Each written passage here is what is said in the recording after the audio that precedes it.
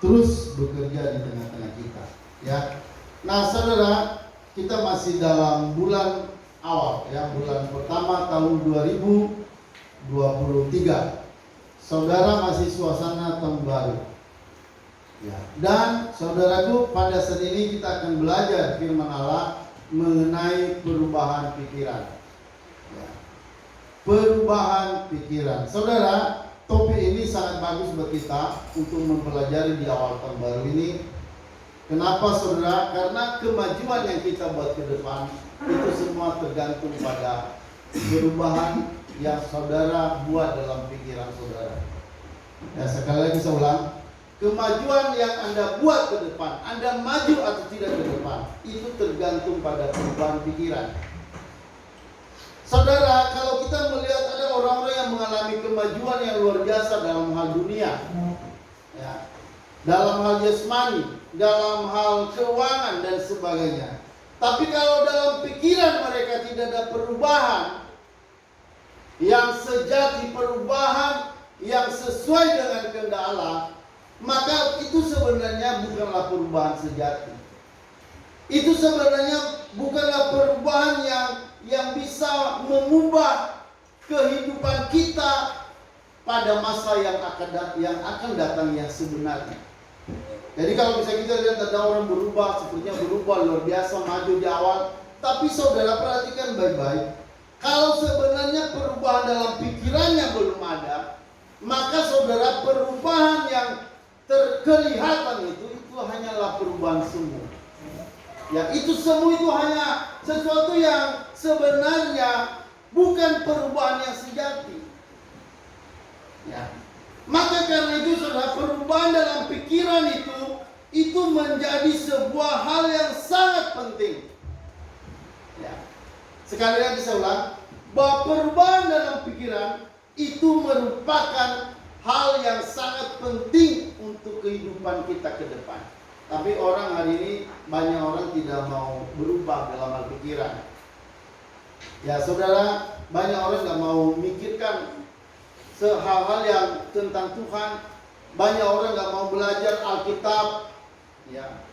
Bahkan saudara, kalau kita lihat di gereja-gereja, banyak orang waktu firman Tuhan disampaikan, ya, bapak-bapak atau ibu-ibu pada ngantuk. Ya. Herannya pada waktu penyampaian firman Tuhan pada ngantuk. Kan aneh. Kenapa pada waktu firman Tuhan disampaikan ngantuknya luar biasa? Ada apa? Nah saudara perhatikan, iblis jelas dia akan bekerja membuat supaya kita itu jangan tahu firman, jangan tahu kebenaran, jangan tahu tentang Allah. Mungkin dia bisa saudara menolong kita, iblis bisa menolong kita untuk kita bisa sukses dalam dunia, bisa. Tetapi saudara, dia nggak mau kalau kita sukses mengenal Tuhan, mengalami perubahan-perubahan yang sejati seperti yang Tuhan mau dalam hidup kita. Setan sangat tidak mau. Makanya kalau kita lihat kan orang dunia kan nggak baca-baca kita. Orang-orang dunia tidak berdoa, tapi mereka itu pada sukses. Mereka itu pada uangnya lebih banyak daripada kita. Mereka punya banyak harta, punya mobil, punya bank dan sebagainya. Saudara perhatikan, itu saudara, bagi setan tidak ada sebuah persoalan kalau seorang diberkati secara keuangan. Tapi akan menjadi sebuah persoalan kalau orang itu berubah dalam pikirannya. Kalau pikirannya mulai diisi dengan kebenaran, pikirannya mulai diisi dengan kekekalan, pikirannya mulai diisi dengan Kristus, maka saudara, setan akan bekerja. Ya, dia akan coba memutarbalikkan kebenaran sehingga orang itu gagal akhirnya mengerti rencana Allah dalam hidupnya. Makanya perhatikan baik-baik, perubahan pikiran itu merupakan hal yang sangat besar. Halo, amin. Coba mari sama-sama kita bilang, perubahan pikiran adalah hal yang sangat besar. Mari kita ngomong bersama-sama. 1, 2, 3. Perubahan pikiran adalah hal yang sangat besar. Mari kita ulang sekali lagi. 1, 2, 3. Perubahan pikiran adalah hal yang sangat besar. Jadi saudara perhatikan, ya. Perhatikan misalnya kita, ya saudara, contoh. Misalnya kita dengarkan sesuatu misalnya ada nasihat-nasihat tertentu misalnya. Ya. Saudara misalnya nasihat dari mana? Kita misalnya dapat nasihat-nasihat dari orang dunia contohnya, atau mungkin orang tua kita yang belum bertobat. Saudara, beberapa lama mereka memberikan kita hal-hal yang mungkin mendorong atau mungkin untuk untuk berbicara hal tertentu pada kita. Lalu sobat saudara, perhatikan, setelah kita dengarkan itu apa yang terjadi? Ya. Setelah masukan-masukan itu masuk ke dalam diri kita, maka kita kan akan mulai berubah. Ada sebuah perubahan dalam sikap kita. Ya. Ada misalnya contoh misalnya orang tua berbicara pada kita. Ya, misalnya contohnya,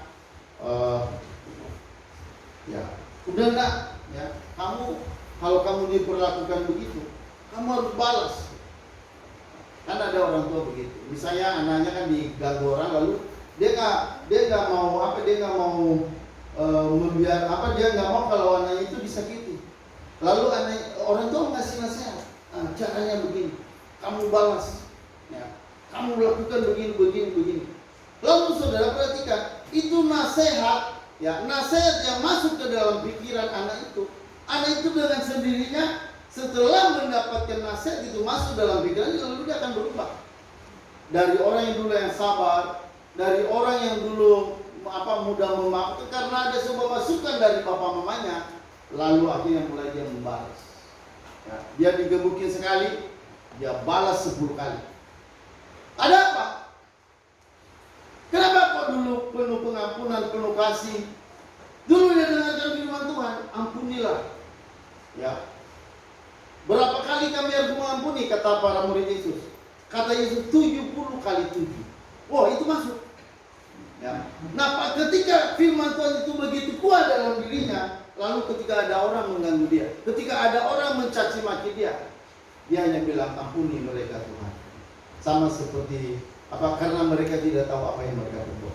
Nah, itu ada di dalam sikapnya, itu ada dalam doanya, itu ada dalam dalam menanggapi makian, menanggapi segala macam hal yang buruk. Tapi orang dunia, orang yang tadi ketika anak itu kembali dia mendengarkan orang tuanya yang tidak tahu firman, orang tuanya yang tidak tahu kebenaran, lalu mulai diajarkan ajaran-ajaran yang tidak benar kepada anaknya. Tiba-tiba dan aneh, kok dulu dia penuh pengampunan, sekarang kok jadi menjadi orang yang arogan. Kenapa sekarang kok dia mau menjadi orang yang marah, ingin balas segala macam? Nah, dari mana dia dapat ide itu? Nah, idenya itu dari papa mamanya yang belum bertobat. Akhirnya apa yang terjadi? Ya saudara, dia buat sebuah perubahan, tapi perubahannya bukan perubahan pada hal yang positif, tapi perubahan pada hal negatif. Kenapa? Karena ada masukan, ada pikiran yang masuk ke dalam dirinya. Makanya perhatikan saudara, selama ini saudara mendapatkan pikiran dari mana? Apa input yang masuk ke dalam pikiran? Kemarin kami ke pantai dengan bersama anak pendeta-pendeta. Saudara, saya main bola, sambil main bola dengan Obe, anaknya Horas. Tiba-tiba saya istirahat karena capek bermain bola. Lalu saya bilang sama dia, "Bim, gimana caranya kamu bisa dengar suara Tuhan?" Dia bilang, nggak tahu papi. Dia panggil saya papi. Lalu saudara saya mulai bilang, kalau kamu mau dengar suara Tuhan, mulai sekarang kamu harus suka baca Alkitab. Oh iya, Bim. Saya tanya pada dia, kamu suka baca Alkitab? Enggak, kadang-kadang. Lalu saudara saya bilang begini, B, mulai sekarang kamu harus suka dengar suara Tuhan. Masih ada kecil. Tapi saya melihat ketika saya berbicara itu ada sesuatu yang dia tangkap, dan itu membuatnya seperti berapi-api dalam dirinya untuk nanti ke depan dia akan mulai baca Alkitab. Sama anak kecil, walaupun anak kecil, saya hargai dia, saya sampaikan sesuatu yang penting dalam hidupnya. Kenapa begitu? Pertama, karena memang saya masukkan selama ini adalah kebenaran. Ya, saya belajar banyak hal tentang kebenaran, tentang Alkitab, itu yang masuk dalam pikiran saya. Lalu pikiran yang saya masukin, yang saya punya, lalu sampaikan kepada seorang anak kecil. Ada pendeta-pendeta kadang-kadang mengabaikan anak kecil. Kalau saya tidak. Saya ambil kesempatan untuk berbicara sambil bermain, saya ambil kesempatan untuk berbicara pada saya ingin mengubah. Mudah-mudahan masa depannya dengan dasar yang saya letakkan itu, dia akan punya masa depan yang cerah. Halo, amin. Saudara, pikiranmu menentukan masa depanmu. Apa yang akan Anda buat, apa yang akan Anda capai ke depan, itu semua tergantung pada pikiranmu. Kalau pikiran di dalam dirimu adalah kebencian, iri hati, cemburu, suka tersinggung, maka saya mau jamin, saya mau katakan, masa depanmu akan suram. Walaupun hari ini kelihatan baik, walaupun hari ini kelihatan maju, tapi saya mau katakan, tunggu waktunya, engkau akan jatuh. Tunggu waktu, pasti akan jatuh. Kenapa saudara? Karena Firman Tuhan berkata, berbahagialah orang yang apa? Yang tidak mendengarkan nasihat orang fasik. Berbahagialah orang yang tidak mendengarkan nasihat orang fasik. Berbahagialah orang yang tidak duduk dalam kumpulan para pencemooh. Makanya berteman itu hati-hati. Halo, amin. Halo, amin. Kenapa? Karena kita akan mendapat masukan. Siapa teman dekat Anda selama ini? Anda berkumpul dengan siapa? Apakah Anda suka bertemu dengan pendeta, dengan jemaat, dengan siapa? Itu akan menentukan apa yang saudara dapatkan dalam pikiran. Apa yang Anda bisa peroleh dalam pikiran. Makanya misalnya bapak-bapak atau ibu-ibu yang gak suka dengan khotbah, waktu khotbah disampaikan malah dia masuk kamar. Itu saudara, pikirkan apa yang bisa dibuat ke depan oleh orang itu. Gak ada. Malah nanti dia akan membuat kerusakan. Pasti saudara, pasti akan kerusakan datang. Kenapa? Karena di dalam pikirannya masih pikiran lama. Pasti nanti orang itu suka nyindir orang lah. Makanya banyak pelayanan yang tidak maju. Kenapa? Karena orang-orang di dalamnya suka menyindir, menyindir. Kenapa sindir menyindir? Karena di dalamnya pikirannya penuh kepahitan. Kenapa kepahitan? Karena itu yang sama-sama ini masuk. Pikiran yang buruk itu tidak bisa disingkirkan oleh dia. Yang bisa menyingkirkan itu adalah firman. Saudara, sebenarnya saya ini dulu jahat. Saya itu punya mimpi-mimpi saya akan menjadi seorang perampok. Itu mimpi saya waktu kecil. Saya akan jadi seorang perampok. Ya, ini mimpi ini jarang saya sampaikan. Tapi itulah yang ada di dalam pikiran saya. Karena di Indonesia itu kan banyak gaib-gaibnya ya. Jadi saya dengar ada seseorang bisa berubah menjadi semut, ada orang bisa berubah jadi burung. Wah, itu saudara tertanam dalam pikiran saya. Lalu dari kecil sudah punya cita-cita, jadi saya akan menjadi perampok bank. Saya sudah mulai berpikir saya akan punya anak buah berapa orang. Saudara, itu kenapa? Karena saya tinggal di sebuah daerah yang suka mengandalkan ilmu-ilmu gaib. Kalau orang Nias itu saudara, kalau merantau udah pasti minimal dia punya jimat di pinggangnya atau di mana. Kalau saya dulu ditaruh di ikat pinggang itu. Kemana-mana begitu. Karena memang kami sudah terbudaya begitu. Jadi setiap orang di sana udah pasti punya ilmu-ilmu. Bahkan jangankan jemaat, pendeta saja itu kalau dia mendoakan orang gak cukup hanya berdoa biasa, dia harus pakai arang lah, dia tanam. Pernah itu pendeta nanam sesuatu di sulur-sulur rumah kami, dia tanam. Lalu waktu dia bakar menyala, lalu dia bilang kalian akan sukses. Dalam hati saya, sukses apa? Gak akan bakalan bisa sukses hanya dengan begitu-begitu. Nah saudara, bayangkan saya tinggal di sana, saya dapat masukan dari mana? Hanya masukan-masukan orang kampung dari sana. Maka saudara, akhirnya apa yang terjadi? Ya saya punya akhirnya impian-impian seperti tadi. Untuk saudara, saya berubah ketika mulai saya belajar firman. Ya itu mulai saya berubah itu ketika tahun 90 saya terima Tuhan Yesus. Saudara, sejak itulah saya mulai ada perubahan dalam hidup saya. Saya melihat perubahan itu dimulai dari kita mendengar. Ya, mendengar tentang Tuhan, mendengar tentang Yesus.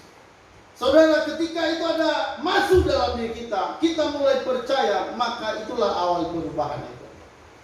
Halo, amin? Halo, amin? Saudara, sampai sekarang saya bisa berubah. Hari ini saya masih bisa tetap melayani Tuhan. Ada apa? Itu karena perubahan yang terjadi pada waktu itu dan perubahan perubahan yang terus menerus. Halo, amin? Perubahan yang dimulai tahun 90 tambah dengan perubahan setiap hari.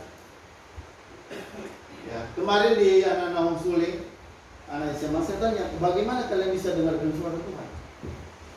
Saudara, dari jawabannya saya lihat jawabannya pada ngabur-ngabur.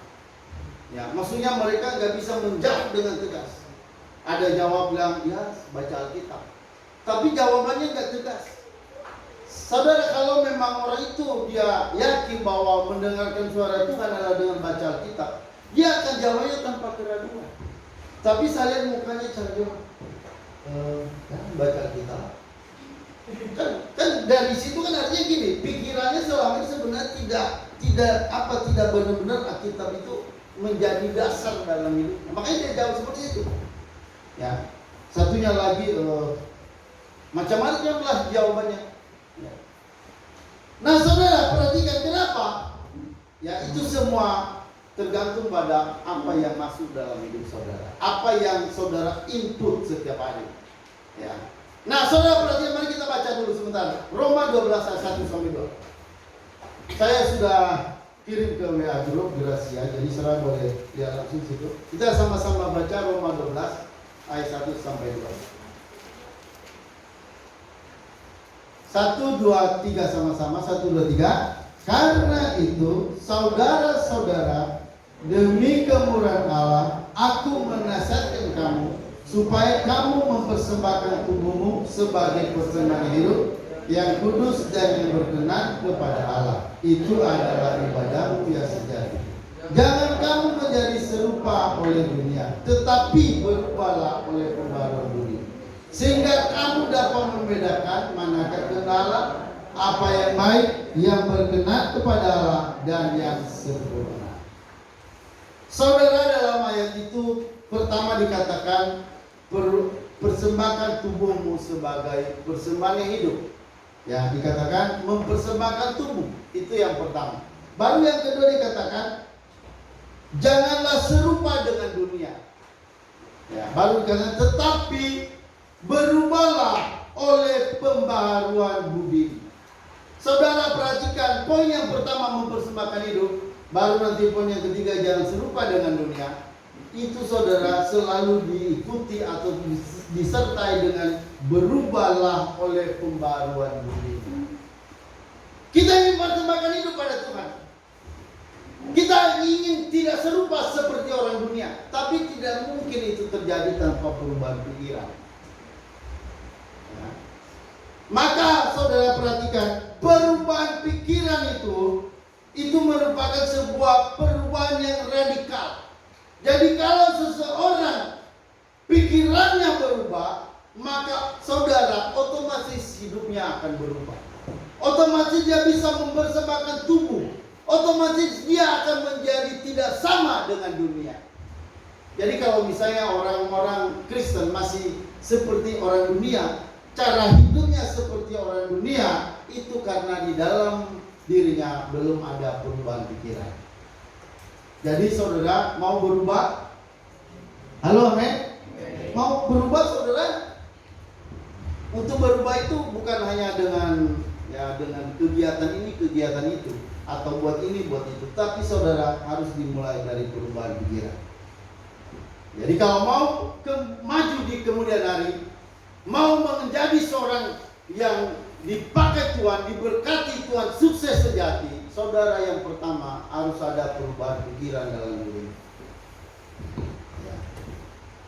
Setinggi apapun orang, sehebat apapun orang, kalau perubahan dasar yaitu pikiran tidak ada, maka pencapaian itu hanya menunggu kejatuhan, hanya menunggu sebuah kehancuran. Ya, kita melihat saudara tokoh-tokoh dunia, orang-orang hebat, orang-orang kaya. Kalau saudara dengar ceritanya gimana mereka, ada orang-orang kaya di dunia, tapi akhir hidupnya mati bunuh diri. Ya, mereka terkaya, mereka raja besi, raja baja, raja minyak. Tapi dengarkan hasil akhir dari hidupnya, kebanyakan bunuh diri. Ada mati ketagihan obat, mati dalam keadaan mabuk. hidup mereka pada akhirnya hancur. Makanya kalau orang hanya maju secara duniawi, tapi kalau di dalam hidupnya tidak ada perubahan dalam pikirannya, maka itu adalah perubahan, itulah kemajuan semu. Itu adalah kesuksesan semu. Itu bukanlah kesuksesan. Jadi cara dunia memandang kesuksesan dengan cara pandang orang Kristen harus berbeda. Ya, berbeda. Jadi saudara perhatikan baik-baik, apa yang masuk dalam hidupmu itu akan menentukan apa yang Anda bisa capai di kemudian hari. Ya. Maka karena itu perubahan pikiran itu merupakan hal yang besar sekali. Ya. Di dalam dunia kita melihat orang yang paling sulit diubah adalah pikiran-pikiran yang sudah membeku. Ya. Saya ulang saudara, di dalam dunia yang paling sulit diubah adalah pikiran-pikiran yang sudah membeku. Pikiran yang sudah keras itu sulit untuk mempunyai pandangan yang baru. Ya, pandangan saudara itu susah untuk diubah kalau saudara punya pikiran-pikiran yang masih lama. Ya. Pikiran-pikiran yang tidak bisa diubah berarti pikirannya akan menjadi pikiran yang membeku, mengeras, mengering, statis. Itu pikiran orang yang tidak berubah. Saya saudara dulu, teman saya, kami di sebuah pelayanan, lalu saya bilang sama teman, ayo kita berdoa.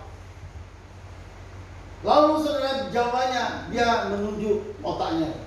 Dia bilang gini, saya kalau tidak ada duit tidak bisa berdoa.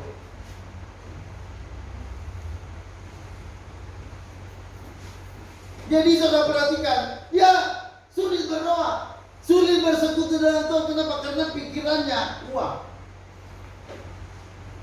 Ini pikiran yang sudah mengering. Ini pikiran yang sudah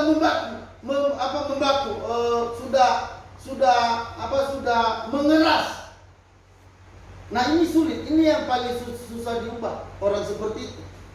Makanya orang yang misalnya dari kecil ya nggak mau dengar firman, terus besar, menikah, itu nanti bikin susah itu. Bisa bikin susah suami, bisa bikin susah istri, lama-lama bikin susah anak. Kenapa saudara? Karena itu tadi pikirannya tidak diubah. Makanya berbahagialah orang tua yang sudah berubah, itu akan membawa perubahan kepada banyak orang. Perubahan-perubahan yang ada dalam hidup kita itu akan membawa pengaruh kepada anak-anak. Itu akan membawa pengaruh kepada generasi berikutnya. Kiranya saudara mengalami perubahan pikiran sehingga saudara bisa merubah dunia. Halo, amin. Kalau mau merubah sekitar saudara, mau merubah orang lain, mau merubah anak, pertama-tama rubahlah pikiran saudara lebih dulu. Ada orang-orang yang bilang, aduh saya nggak bisa meninggalkan cara hidup itu. Mereka bilang begitu. Saya sudah terlalu terikat dengan mereka. Saya sudah terlalu dekat dengan mereka. Saudara, sekali lagi kuncinya kalau mau berubah, mulailah di dalam pikiran. Ya, mulai dalam pikiran. Karena itu adalah kunci daripada sebuah perubahan. Saya mau katakan tidak ada sebuah hubungan, tidak ada sebuah kebiasaan yang buruk yang tidak bisa dirubah oleh firman Allah. Saudara, Allah bisa mengubah siapapun sepanjang orang itu mau belajar firman Allah. Ya. Jadi saudara perhatikan baik-baik, keadaanmu bukan tidak bisa dirubah. Kesulitanmu bukanlah kesulitan yang utama sebenarnya. Apa yang Anda rasakan hari ini? Mungkin bilang saya sulit ini, saya sulit keuangan, saya sulit pekerjaan, saya sulit masalah ini dan masalah itu. Saudara, sebenarnya itu bukan kesulitan yang paling mendasar. Tapi perhatikan bahwa kesulitan yang paling mendasar dan itu harus saudara ketahui, yaitu pikiranmu sulit diubah. Itu masalahnya sih. Kita tidak berkembang dalam pikiran. Kita tidak mendapatkan hal yang baru yang masuk ke dalam pikiran kita. Kita kadang hanya lebih suka dengarkan dari dunia ini sumber kita. Jadi saudara perhatikan baik-baik, kalau mau mau maju dalam hidup, mau aman dalam hidup saudara, mau mengalami kesuksesan yang terus bertumbuh bergerak ke arah yang baik, yang benar-benar sempurna, saudara, dimulai dari perubahan pikiran. Jadi pikiran ini sangat menentukan seseorang berubah atau tidak. Nah, oke saudara, lanjut. Ya, ini kita memperhatikan ya. Ini tadi yang kita baca ya. Itu sudah kita baca dari Roma pasal 12 ayat 1. Nah, perhatikan saudara. Akan tetapi dalam Roma 12 ayat 1 sampai 2 menyatakan kepada kita bahwa orang Kristen yang menyerahkan diri untuk menjadi korban yang hidup justru mungkin mengalami suatu perubahan dan pembaruan budinya. Jadi orang-orang yang bisa menjadikan hidupnya menjadi persembahan yang hidup, itu adalah orang-orang yang mengalami perubahan pikiran.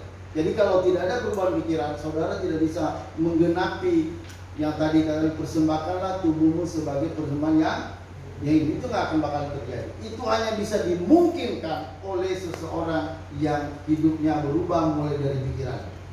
Jadi saudara, pikiran kita haruslah pikiran-pikiran yang baru. Dalam pikiran kita harus ada kebenaran-kebenaran sejati, kebenaran-kebenaran mutlak. Itu harus masuk dalam diri kita. Itulah yang mengubah masa depan kita. Sesulit apapun hari ini dalam hidupmu, saya percaya itu bisa dirubah semuanya apabila dimulai dengan berubah dalam pikiran. Mari saudara kita lihat Nabi Elisa. Perhatikan ya, Nabi Elisa adalah orang yang selalu ingin tahu rencana Allah. Ya, ini dalam 2 Raja-Raja pasal 4 ayat 25 sampai 27. Saya baca. Perhatikan saudara di sini. Kemudian mereka berangkat pergi kepada abdi Allah itu di Gunung Karmel. Saat abdi Allah itu melihatnya dari jauh, dia berkata kepada Gehazi pelayannya, "Lihat, perempuan Sunem itu datang. Oleh sebab itu, larilah sekarang untuk menemuinya. Lalu katakan, apakah kamu selamat? Apakah suamimu selamat? Apakah anakmu selamat?" Perempuan itu menjawab, "Selamat." Lalu saat dia sampai kepada abdi Allah itu di gunung, dia memegang kakinya, tetapi Gehazi mendekat untuk mengusirnya. Lalu abdi Allah itu berkata, "Biarkan dia, karena hatinya pedih. Tuhan telah menyembunyikan dariku dan tidak memberitahukannya." Saudara, perhatikan di sini ada apa ini? Saudara, seorang nabi yang selalu dibukakan Tuhan apa rencana Tuhan kepada dia. Tapi pada suatu saat ada hal yang Tuhan tidak sampaikan. Saudara, ada sesuatu yang terjadi dalam perempuan Sunem. Perempuan Sunem ini, saudara, adalah sedang mengalami persoalan. Anaknya mati. Ya. Ini perempuan Sunem ini, perhatikan saudara.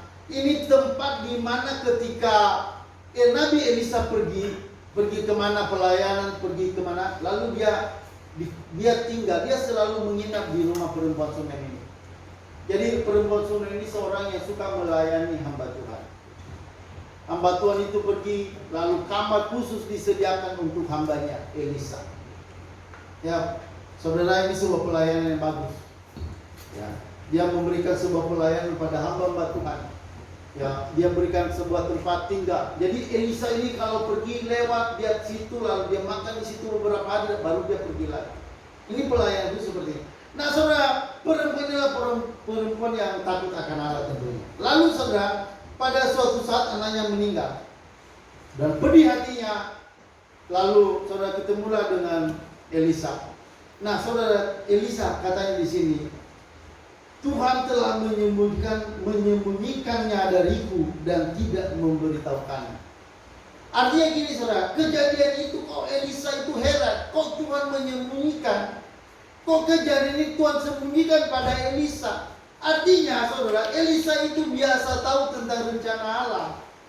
Halo, amin. Biasanya dia itu tahu apa rencana Allah. Dia selalu dikonfirmasi, ini Tuhan akan buat begini, Tuhan akan lakukan ini. Saudara, di sini dikatakan Tuhan telah menyembunyikannya dariku dan tidak memberitahukannya. Artinya gini, Elisa ini adalah orang yang selalu ingin tahu rencana Allah. Apakah saudara dan saya sama seperti Elisa juga begitu? Halo, amin. Apakah selalu ingin tahu rencana Allah? Elisa pada saat kejadian ini dia sangat kaget. Tuhan menyembunyikan pada saya. Artinya saudara, berarti kita bisa mengambil kesimpulan Elisa ini adalah orang yang suka tahu rencana Allah dalam hidup. Dia mau tahu apa maksud Tuhan, yang Tuhan akan lakukan, baik yang Tuhan lakukan segera maupun yang akan Tuhan lakukan pada waktu yang panjang ke depan.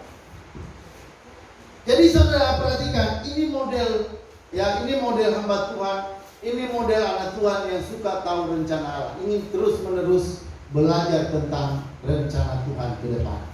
Jadi saudara, kiranya kita sama seperti Elisa ini. Halo, amin? Amin?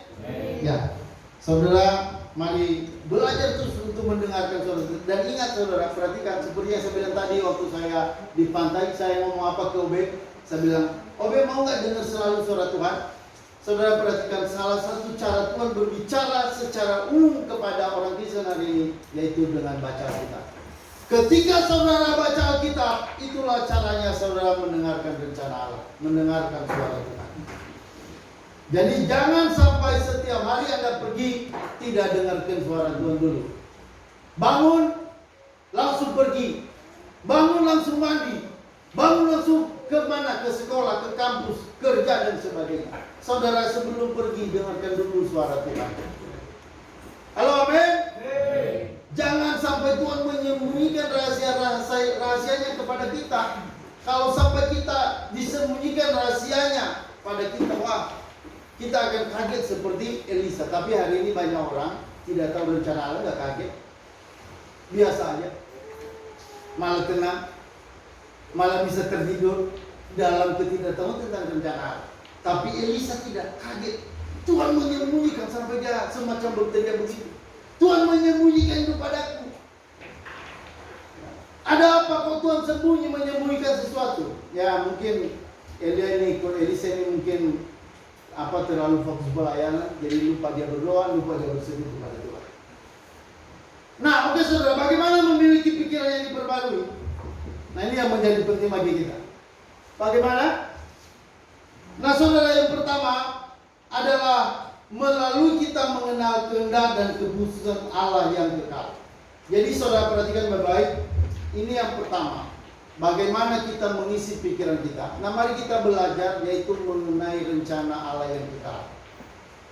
Jadi transformasi itu terjadi dalam diri kita. Transformasi tidak terjadi dalam diri Allah. Transformasi adalah diri kita semakin lama semakin berubah, semakin sesuai dengan kehendak Allah yang kekal.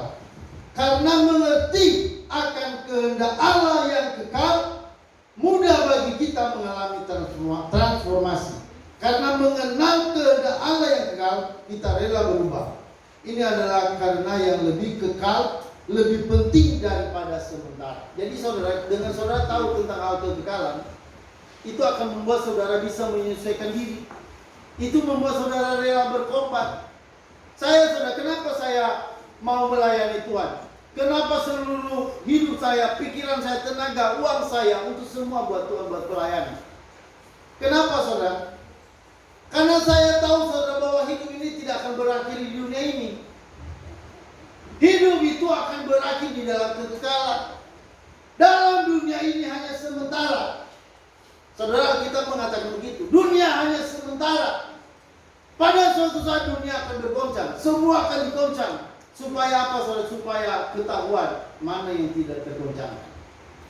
Dunia akan digoncangkan, tetapi ada satu hal yang tidak bisa digoncang, yaitu tentang kerajaan Allah. Itu tidak bisa digoncang. Semua dunia ini, termasuk nanti pemerintahan dunia, termasuk saudara, seluruh kemewahan dunia, seluruh unsur-unsur harta dunia itu akan dibakar habis pada suatu saat. Dan kita akan, orang percaya akan pindah ke dalam kerajaan Allah dan kerajaan Tuhan Yesus. Kita akan di sana di bawah selama-lamanya. Makanya saudara, karena itulah maka saya pribadi, kenapa saya terus-menerus melayani? Saya berdoa sama Tuhan, saya berdoa supaya saya dan generasi saya terus-menerus melayani Tuhan seumur hidup saya. Saya tidak mau terputus melayani. Saya tidak mau. Saya akan terus melayani apapun yang terjadi selama masih ada nafas dalam kehidupan ini. Saya tidak mau. Jadi saudara perhatikan baik-baik. Kita harus tahu bahwa dunia ini pada suatu saat akan lenyap. Makanya saudara perhatikan, kenapa sampai Musa ketika dia umur 40 tahun dia harus lari pergi ke tanah Midian, dia meninggalkan apa itu?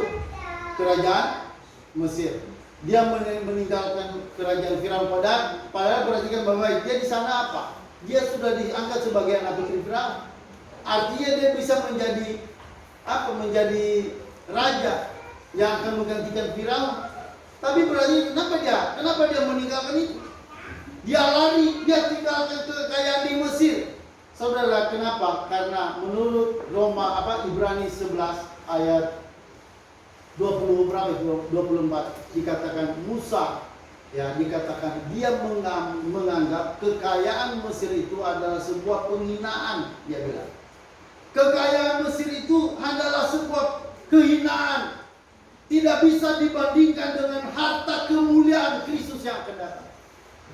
Jadi saudara, kenapa dia meninggalkan Mesir? Karena harta kekayaan Mesir itu tidak ada bandingannya dengan kekayaan yang Allah sediakan buat orang percaya ke depan. Makanya kenapa dia harus meninggalkan Mesir? Kenapa sampai dia harus menjadi buronan, dikejar-kejar oleh Firaun, mau dibunuh oleh Firaun, tapi dia tidak peduli. Mati dia rela. Miskin dia rela. Bayangkan saudara, dia dari seorang yang punya kuasa, punya kedudukan di Mesir. Ya, di sana dia penuh kemewahan, tiba-tiba dia tinggalkan sebuah tempat yang kaya, lalu dia pergi ke sebuah daerah yang miskin. Di sana nggak ada kerajaan, di sana nggak ada makanan yang berlimpah. Dia malah menjadi penggembala domba, jadi orang biasa. Dia memilih jadi orang biasa.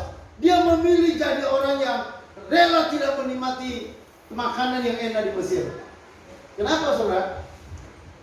Itu karena dia tahu bahwa ada kekekalan yang akan datang.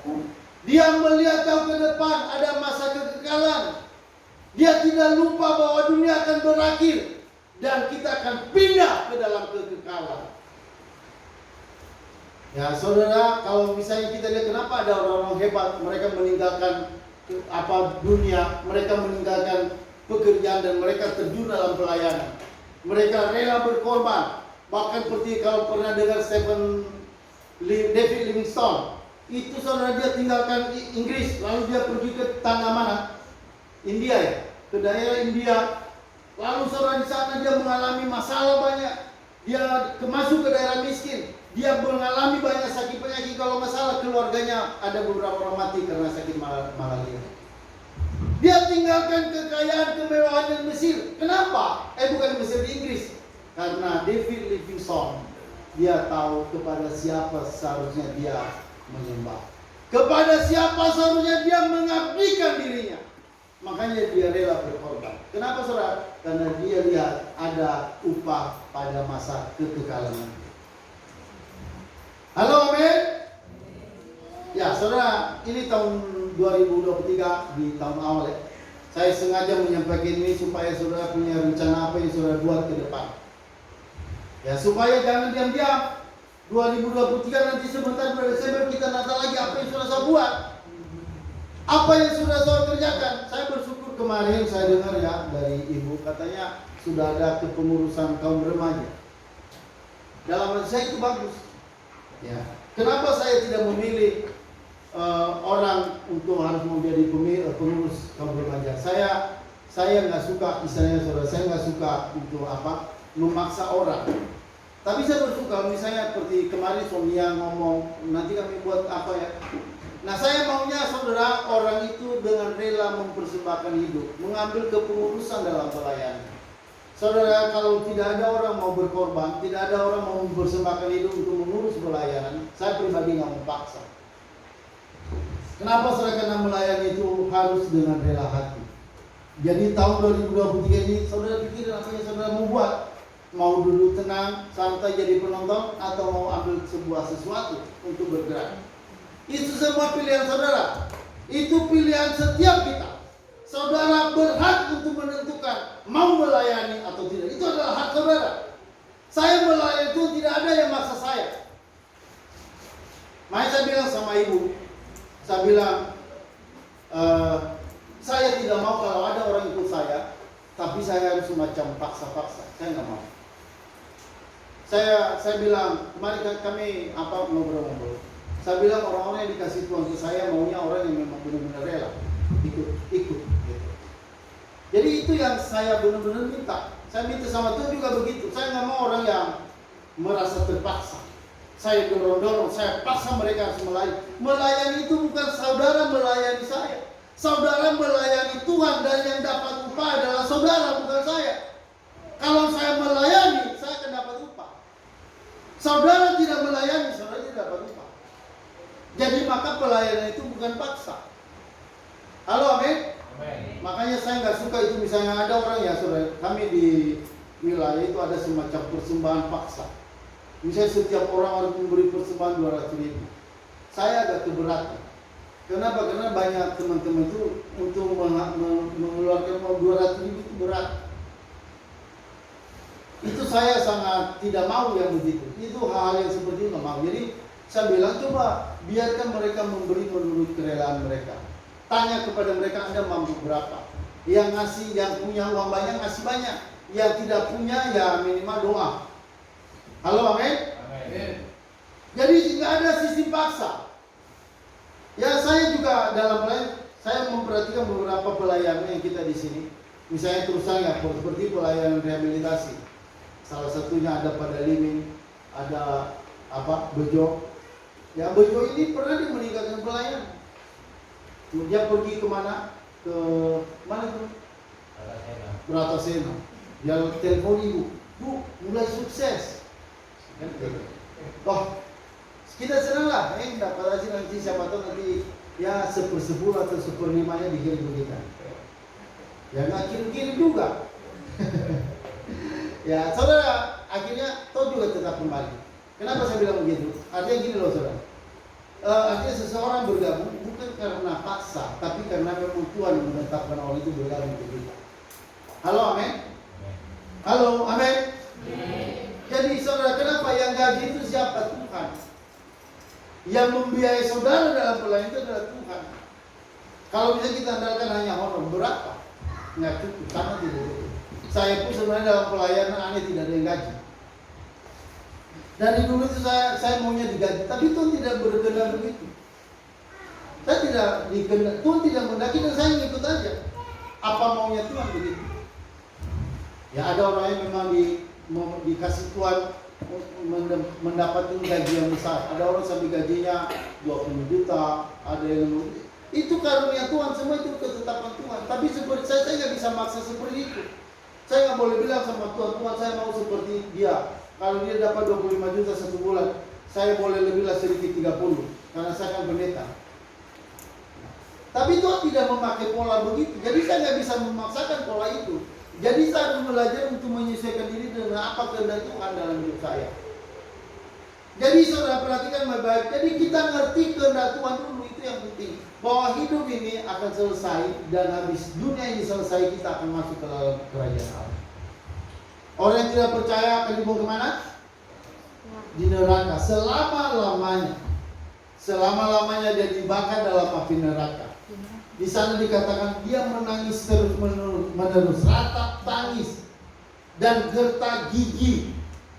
Oh, saya membayangkan malam-malam sebelum tidur ratap tangis dan gertak gigi. Ya, wah itu gertak gigi itu gimana itu? Setiap hari itu. Saya nggak mau hidup di sana. Saya benar-benar tidak mau. Saudara mengerikan itu seperti itu. Bayangkan selama-lamanya loh. Jangankan selama-lamanya ya. Coba kita satu harian aja berjemur di panas matahari. Itu panasnya berapa luar biasa. Saya aja kadang-kadang lewat dari sini ke bangunan. Itu aja baju saya, kaos itu saya angkat. Saya tutup kepala saya ini. Sampai kadang-kadang punggung saya kelihatan. Itu nggak ada orang lihat. Kenapa panas? Itu aja panas sebentar itu sudah sangat mengganggu. Apalagi ini panas selama-lamanya loh. Panas selama-lamanya. Makanya kalau orang sudah tahu kebenaran ini tapi masih nggak mau melayani, nah itu yang disebut tadi pikiran yang sudah kering. Coba bilang pikiran yang sudah kering. Ya, pikirannya sudah kering, sudah mengeras, sudah membatu. Ya. Nah, saudara, jangan sampai itu ada pada kita.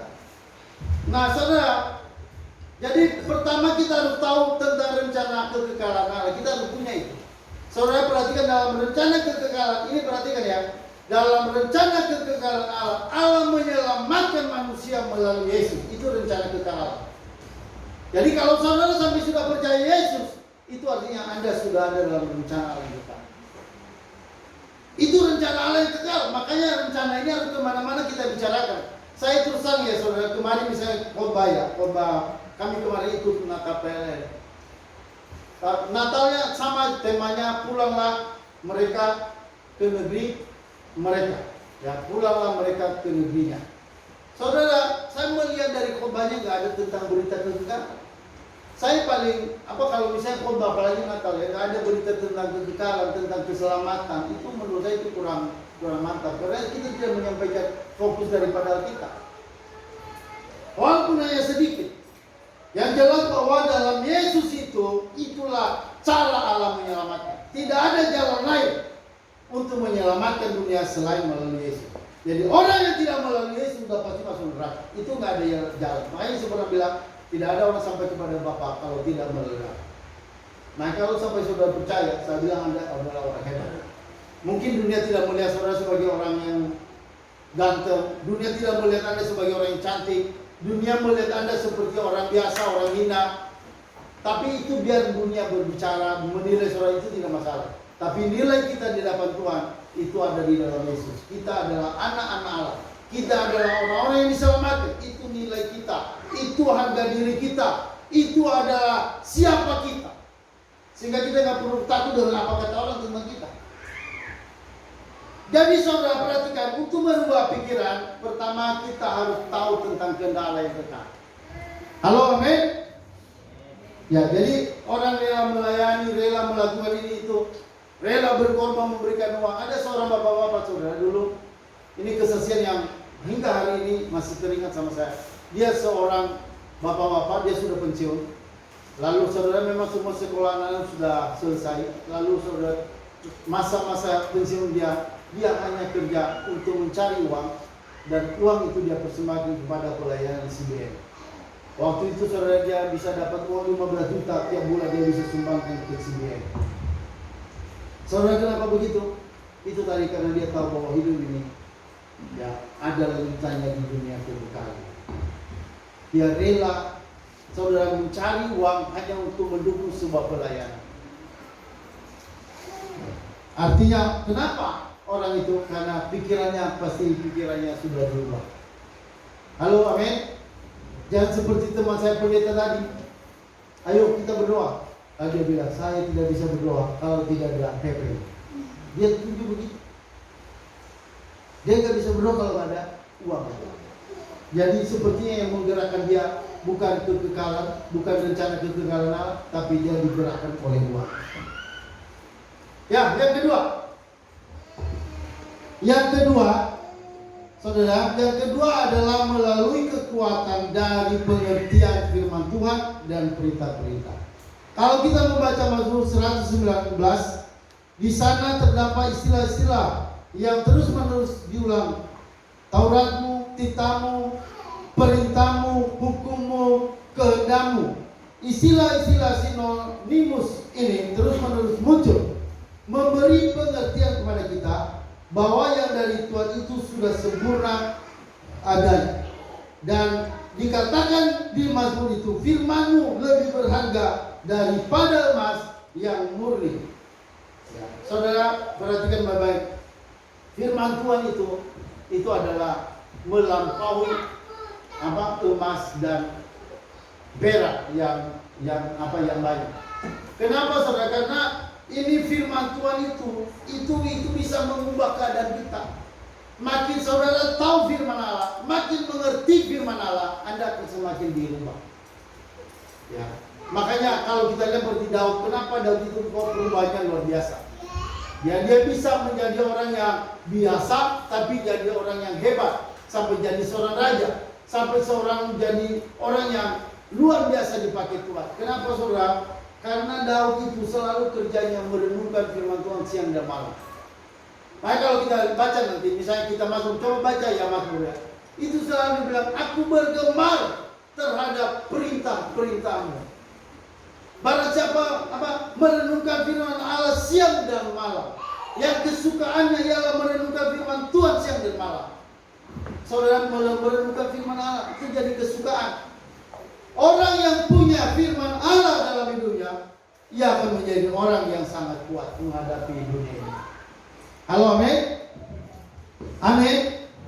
Ya saudara, di mana itu yang dikatakan Alkitab, barang siapa mendengar dan melakukan firman Allah, dia seperti orang yang bijaksana.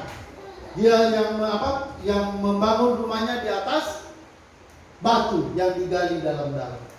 Saudara, orang seperti kalau nanti ada gelombang, ada ombak, perhatikan baik-baik, tidak ada yang bisa meruntuhkan. Kenapa? Karena dasarnya kuat. Orang Kristen yang kuat, tidak takut ombak, tidak takut badai, adalah orang Kristen yang meletakkan firman Allah sebagai dasar hidupnya.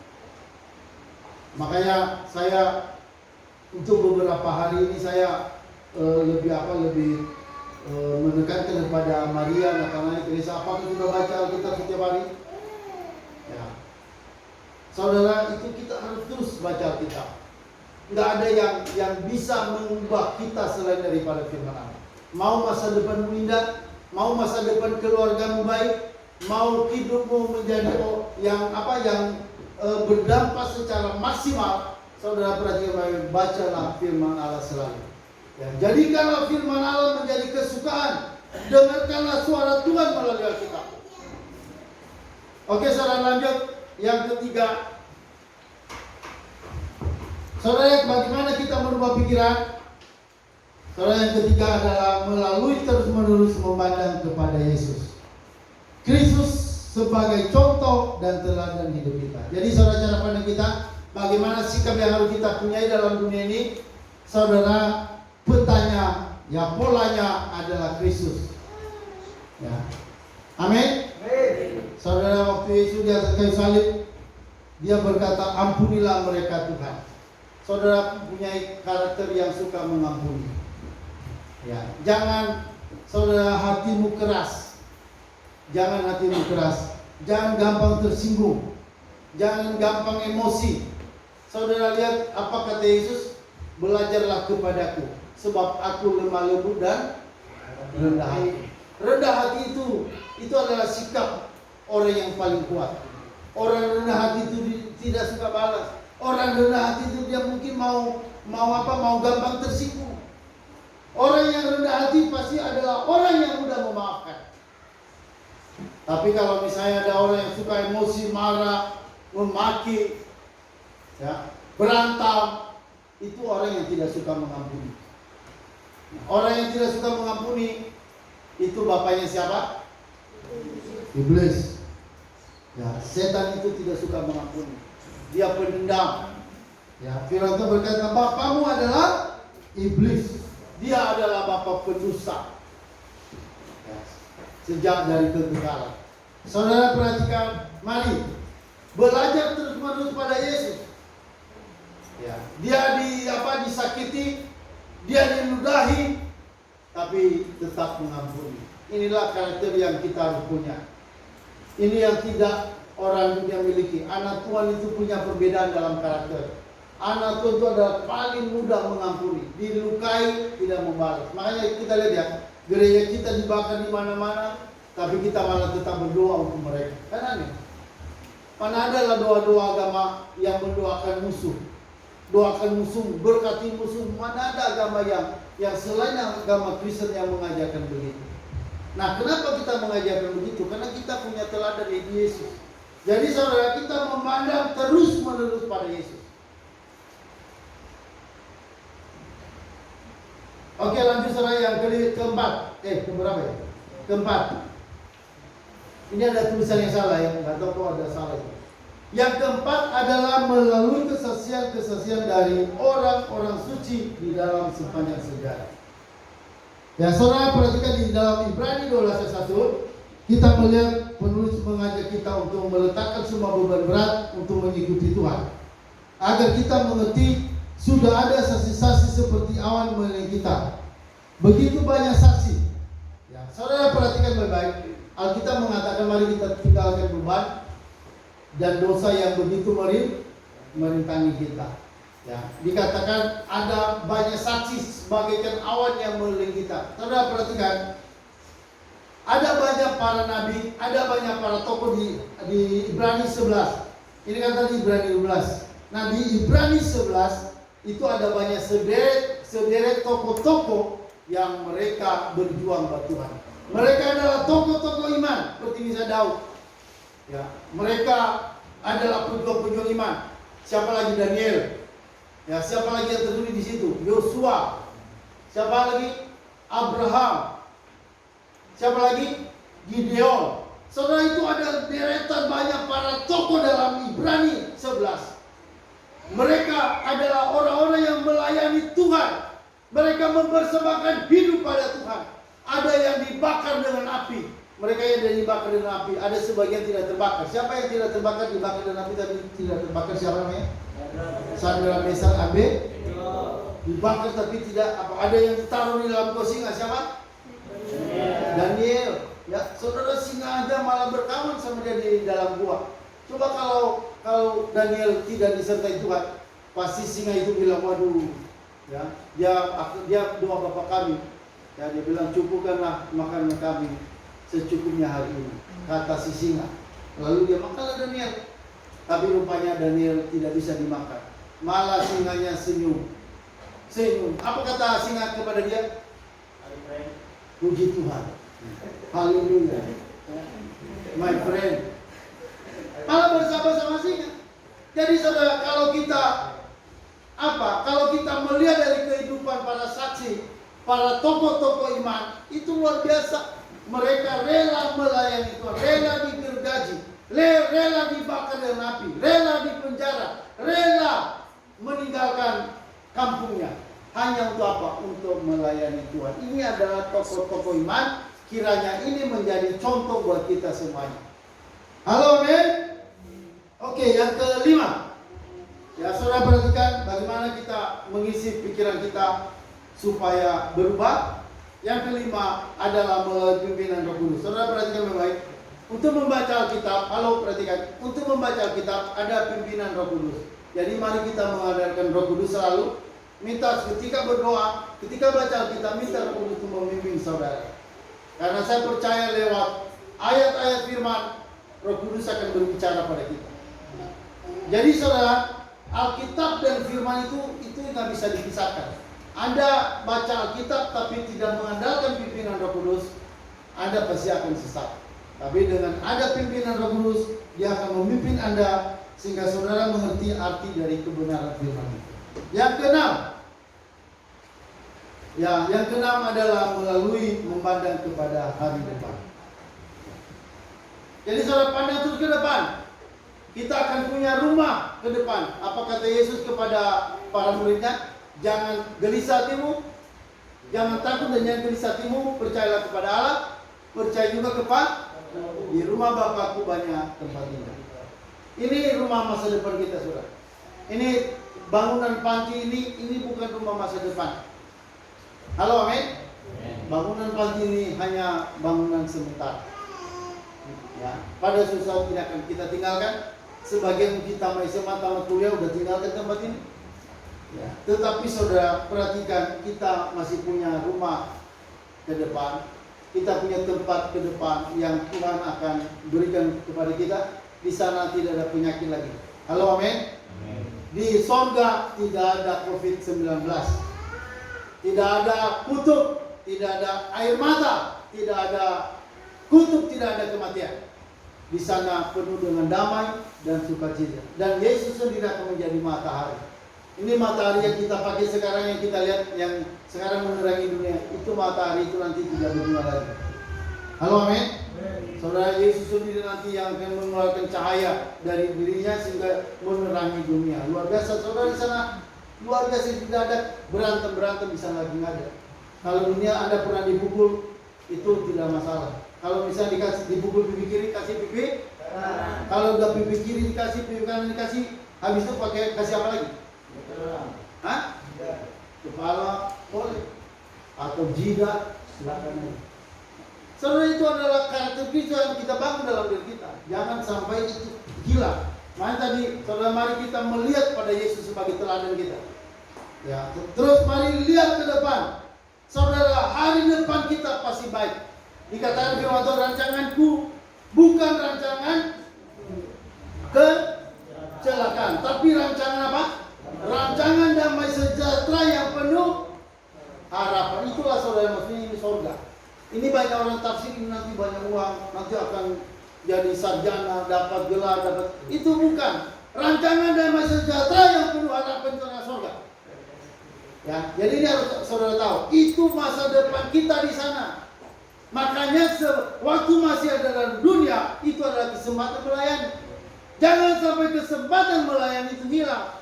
Saudaranya jalan-jalan kemana-mana, keliling kemana-mana, saudara lupa dengan pelayanan. Tiba-tiba Yesus datang. Ya, nanti akhirnya apa yang saudara bawa tidak ada. Lalu akhirnya memang masuk surga, tapi malu-malu masuk. Ya, itu namanya malu-malu kucing. Masuk surga malu-malu kucing. Kenapa? Tidak ada bawaan apa-apa. Setiap kita bawa sesuatu, dan apa yang kita bawa itu sudah pelayanan kita. Sesuai dengan apa yang saudara buat, sesuai dengan apa yang saudara kerjakan, sesuai dengan apa yang saudara persembahkan. Saudara, jangan sampai nanti ketika dia datang kita malu-malu kucing. Mudah-mudahan. Amin, saudara. Saudara, buat sesuatu tahun 2023. Buat sesuatu sebagai salah satu bentuk persembahan hidup saudara pada Tuhan. Tadi dikatakan persembahkanlah hidupmu sebagai ibadah yang sejati. Nah, bagaimana mempersembahkan hidup? Masa diri kita mau kita taruh di kantong persembahan? Enggak muat. Ya kan? Misalnya nanti, ayo mari kita mau bersembahan. Saudara, kalau muat saya memasukkan saja diri saya. Tapi ini enggak muat. Ya. Nah, saudara, bagaimana? Ada hal-hal yang saudara buat, ada pekerjaan, ada pelayanan yang harus saudara persembahkan. Itu sebagai bukti bahwa kita mempersembahkan tubuh pada Tuhan. Jadi, mari saudara, biarkanlah pikiranmu berubah. Berubahlah oleh pembaharuan budi. Itu adalah hal yang sangat besar. Jadi, untuk mengalami masa perubahan ke depan, mengalami kesuksesan ke depan, saudara harus mulai merubah pikiran kita lebih dulu.